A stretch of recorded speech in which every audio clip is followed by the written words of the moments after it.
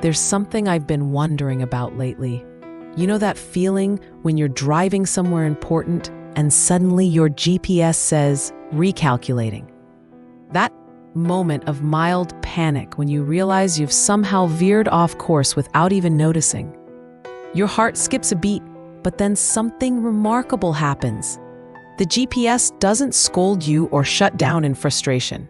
It simply recalculates and finds a new route to your destination, assuming you still want to get there and quietly working to guide you home. I'm Harmony Zeba, and I've been sitting with a curious thought that won't leave me alone. What if that same disorientation we feel in life, that sense of being lost, disconnected, searching for something we can't quite name, what if that's not a sign we've failed spiritually, but actually evidence that our soul's navigation system is working perfectly? What if feeling lost isn't the problem we think it is, but the solution trying to emerge? I've spent countless nights staring at the ceiling at 3 a.m., feeling that restless ache that successful people aren't supposed to admit. You know, the one where you've checked all the boxes, achieved the goals, built the life you thought you wanted, yet something feels fundamentally missing.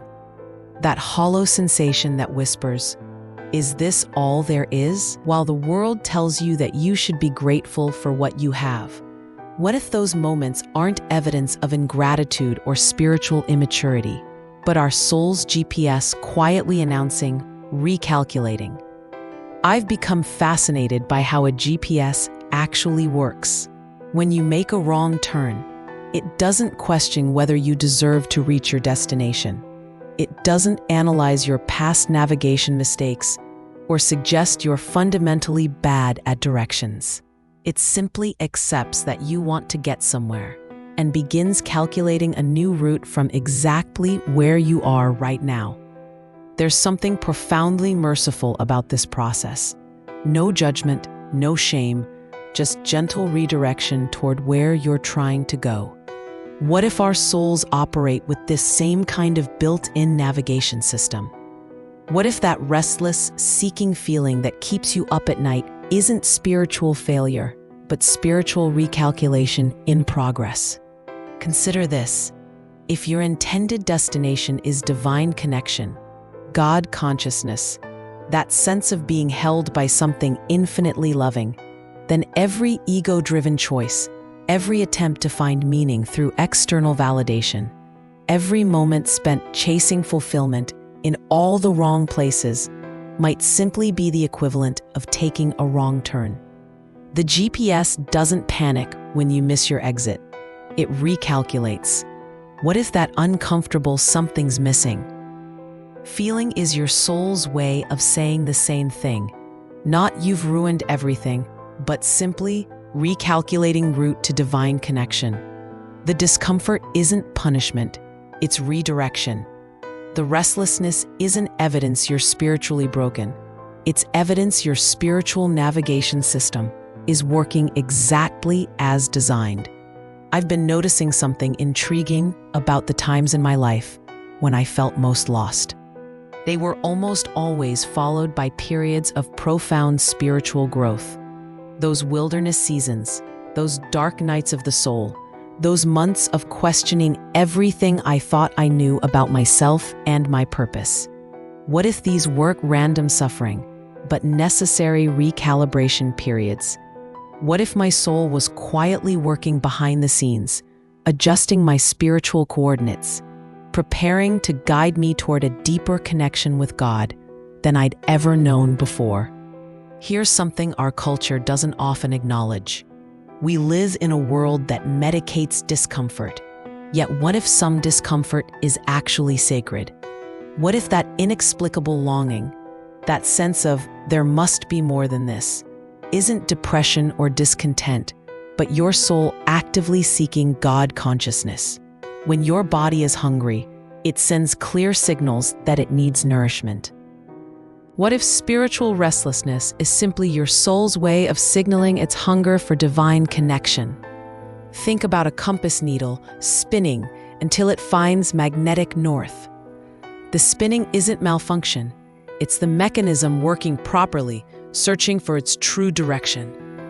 What if the confusion, the questions, the sense of being spiritually adrift is actually your soul spinning until it finds its divine north? The pull you feel isn't random, it's directional, drawing you towards something your mind might not understand, but your spirit recognizes as home. I've been curious about this idea that our brains might actually be wired for transcendent connection. Recent research suggests we have neural pathways specifically designed for spiritual experience. What if that unexplained yearning, that sense of reaching towards something beyond yourself, isn't wishful thinking, but neurological evidence of your designed need for God consciousness? What if feeling lost is actually your brain recognizing that it's not operating in its optimal spiritual frequency? If our souls really do have GPS systems seeking God, I've been wondering how we might learn to read the signals more clearly. I've started paying attention to my own spiritual navigation system, and I'm beginning to notice patterns. There's what I call divine discontent, that feeling of success that somehow feels empty, achieving goals but feeling spiritually malnourished. What if this isn't ingratitude, but your soul saying, wrong destination? You arrived where you thought you wanted to go, but your spiritual GPS is quietly indicating that this isn't actually home. Then there's what I've observed as synchronicity sensitivity.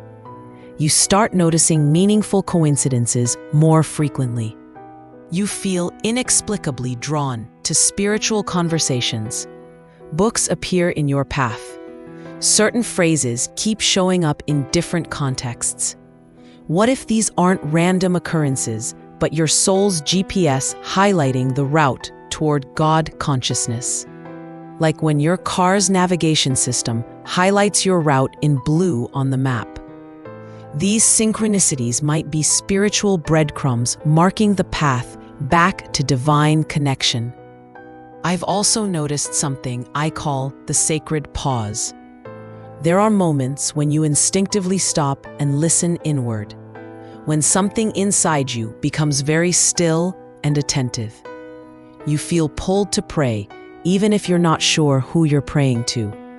You find yourself wanting to meditate, to sit quietly, to just be present without agenda. What if these aren't random spiritual impulses, but your soul accessing divine guidance directly? What if these pauses are your spiritual GPS connecting to its satellite system, that infinite intelligence that always knows exactly where you are and exactly how to guide you home? I've started paying attention to what happens in my body and spirit during these different states.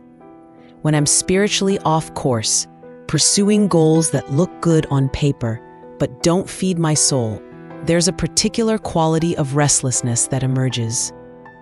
It's not the excited energy of working towards something meaningful. It's more like spiritual static, a low-level agitation that no amount of achievement seems to quiet. But when I'm following what feels like my soul's guidance, even if the path doesn't make logical sense, there's a different quality of energy, still challenging, often uncomfortable, but somehow aligned, like the difference between swimming against a current and swimming with it. So if our souls have GPS systems, what exactly is the destination they're guiding us toward?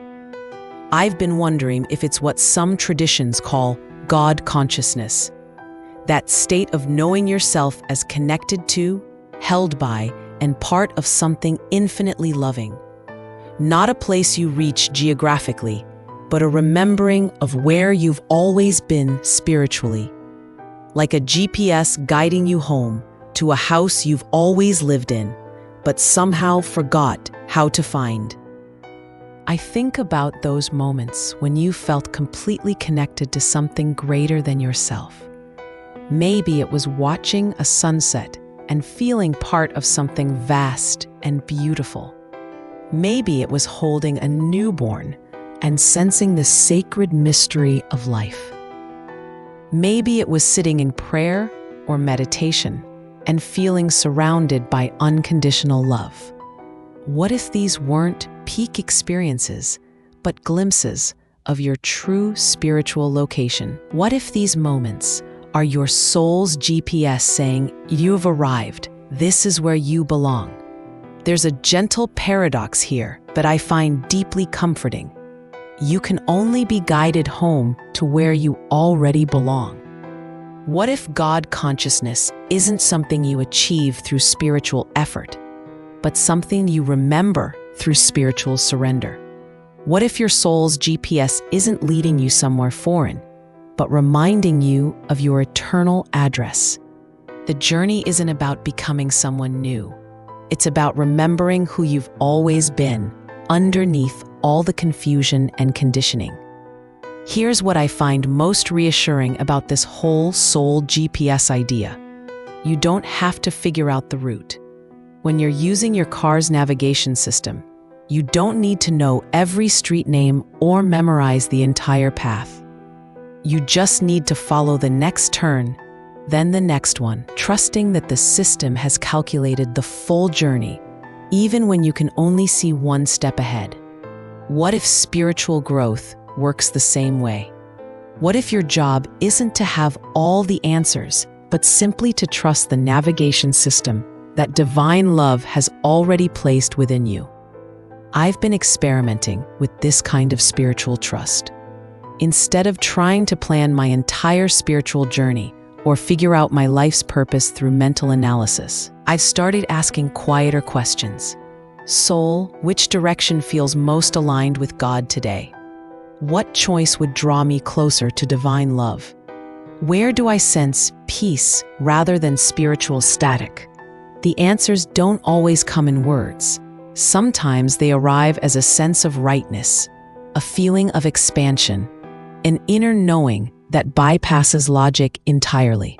What if faith isn't believing in specific doctrines, but simply trusting your soul's GPS over your mind's anxious mapping? What if prayer isn't asking for things, but checking in with your spiritual navigation system? What if meditation isn't about emptying your mind, but about getting quiet enough to hear the gentle voice that's always been guiding you home? There's something revolutionary about shifting from trying to control your spiritual journey to learning to follow it. I've started noticing the difference between my ego's demanding schedule and my soul's patient guidance. My ego wants everything figured out by Thursday, has 5-year plans, needs guarantees about outcomes. But my soul's GPS operates more like a trusted friend who knows the way, but reveals the journey one step at a time. The ego asks, "Are we there yet?" Every 5 minutes, the soul knows that the journey itself is part of the destination, that being lost and found and lost again is all part of the sacred process of remembering who we really are. So what if feeling lost isn't evidence that you're spiritually broken? What if it's evidence that your soul's GPS is working perfectly, recalculating your route back to God consciousness whenever you've wandered off the path of divine connection? What if your restlessness is really sacred homesickness, your spirit recognizing that you're designed for something more than what this world typically offers? What if your seeking is actually finding, just in a form your mind doesn't recognize yet? Maybe the question isn't how do I stop feeling lost, but what is my soul's GPS trying to tell me?